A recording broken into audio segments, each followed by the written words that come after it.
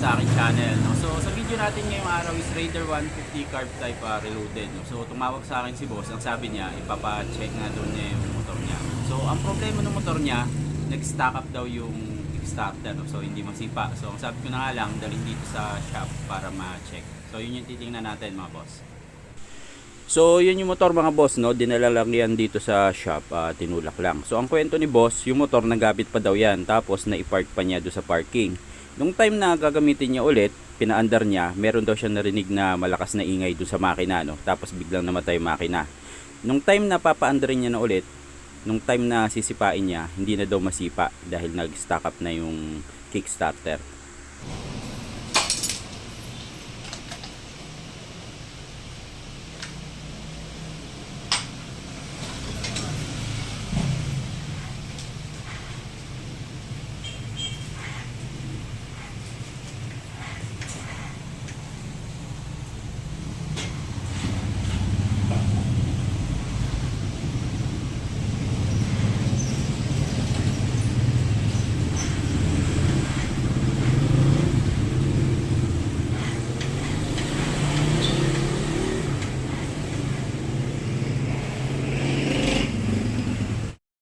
So nung inikot ni Boss Ryan yung magneto mga boss, no, napansin nga niya na may sumasabit, so hindi siya umikot ng diretso. So ang sabi ni Boss, 2 months ago pina-refresh daw yan, so nagpalit ng timing chain, nagpalit ng valve seal, nagpalit sila ng clutch lining. So since yan nabuksan, uulitin yung ginawa nung unang gumawa doon, no? So i-check ulit isa-isa para makita kung saan yung problema.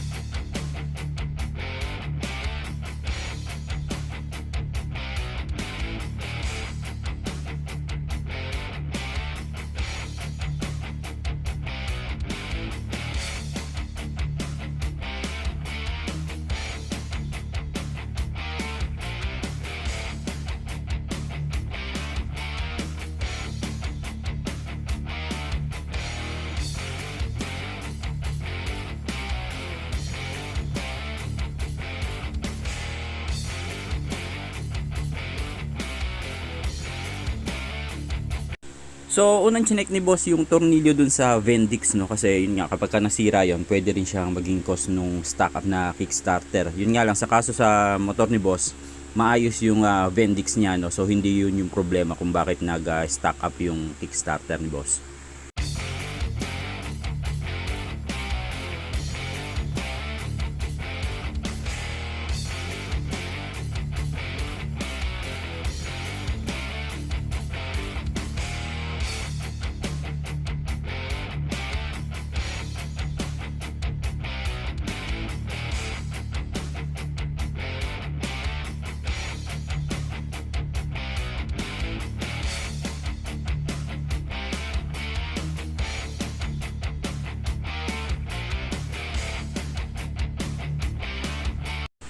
So yun nga no mga boss, na-check nga din ni Boss Ryan na yung pinalit na timing chain, peke.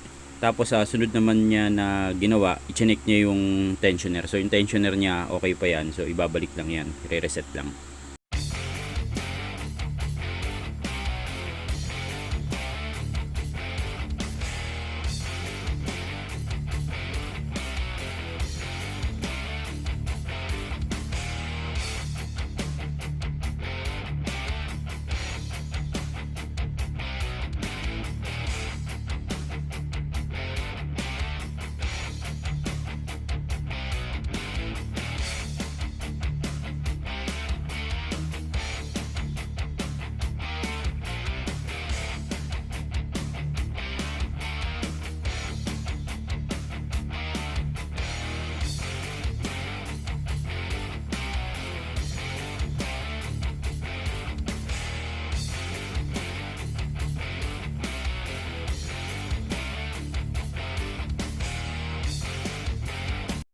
So pagkalas ng timing chain guide ni boss, no, yan yung nakuha ni Boss Ryan. So putol-putol na siya, no, nadurog. So yung mga naputol na yan, yun din yung kumalso dun sa makina ng motor ni boss. So naging isang cause din yun kung bakit stack up yung kickstarter niya, no. So kumalso, ayaw maikot. So mga boss, no, 2 months ago, hinugot na yung motor, no, nagpalit sila ng bagong timing chain. Ang problema lang doon, baka hindi nila chinek yung guide, no. So dapat chinecheck yan. Tapos kung nakitang may crack, kailangan palitan kasi baka ganyan ang mangyari. Kaya yun ang dahilan kaya kapag kami nagpapalit ng timing chain, kasama lahat yung mga guide para hindi mangyari yung ganyan.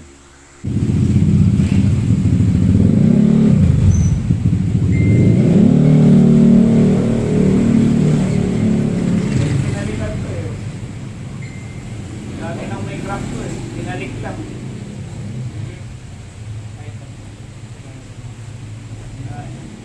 Mini na yan eh. Bago mag-stack up yan.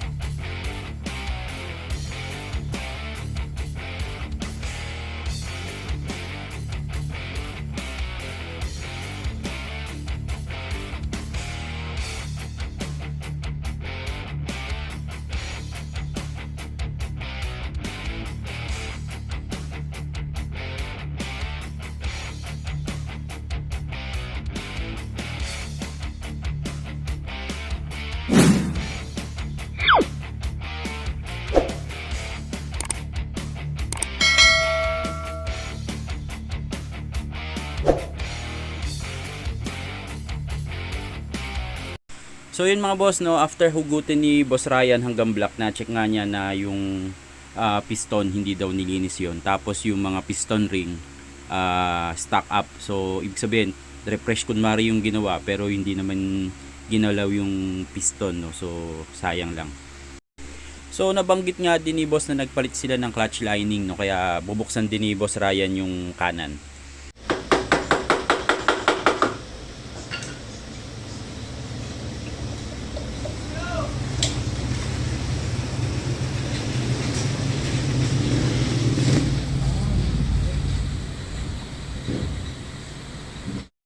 So pagbukas ng cover mga boss, no, na-check nga ni Boss Ryan na nakaangat yung isang tornilyo dun sa clutch hub.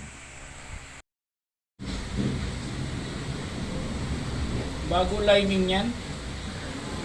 Uy. Sunog eh.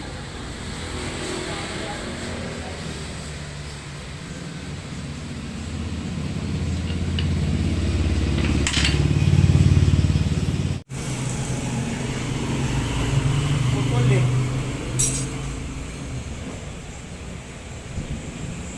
Paling kasi kapit eh. Baka binaring to. Ay, paling ang kapit eh. Putol.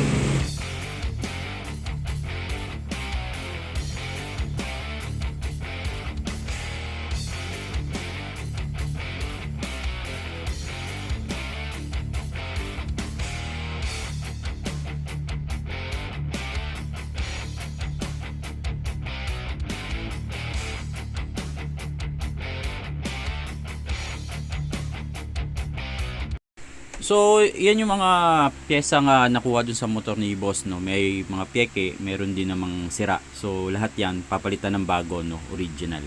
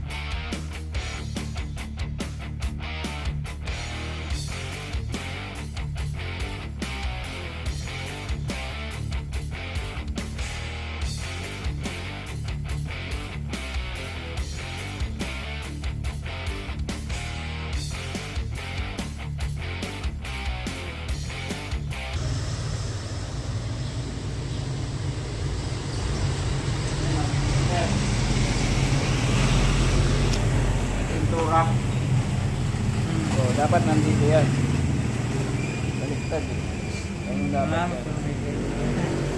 yan. So doon naman sa cylinder head mga boss, no, na-check ni Boss Ryan na tatlo doon sa apat na valve spring, baliktad yung kabit. Tapos dalawang valve seal lang yung pinalitan. So sunod na ginawa ni Boss Ryan, no, nag-aasa ng barbula tapos magpapalit ng bagong valve seal.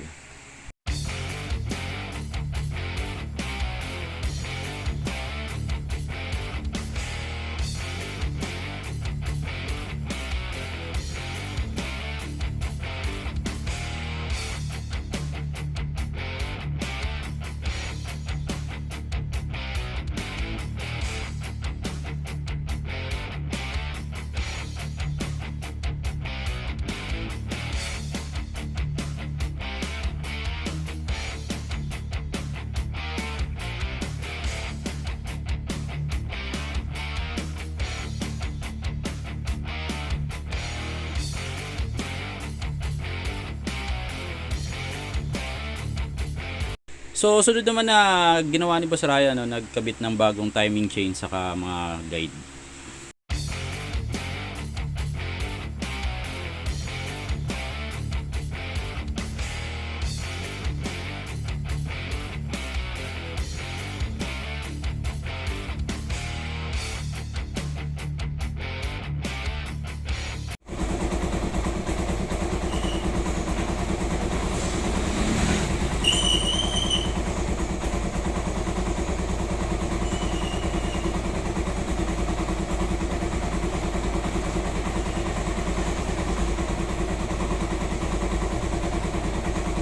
So after na palitan yung mga damaged parts at ayusin yung motor ni boss, no, so okay na. So remind ko lang mga boss, no, napakamahal ng pyesa ng Raider 150. So bago kayo magpagawa, siguraduhin nyo na marunong yung gagawa mga boss, no, kasi nga katulad dito sa motor ni boss, sa loob ng 2 buwan, 2 beses siya nagpagawa. So ang laki ng gastos niya. Para dun sa mga gusto magpagawa mga boss, no, pwede nyo kaming bisitahin dito sa address. Mas okay din kung magchat-chat muna kayo bago kayo pumunta kasi minsan meron kaming major work, hindi kami tumatanggap ng walk-in. Kung nagustuhan nyo yung video natin ngayong araw, paki-like, share, and subscribe. Paki-hit nyo na rin yung notification bell para updated kayo sa mga bagong video ang i-upload ko. Salamat mga boss!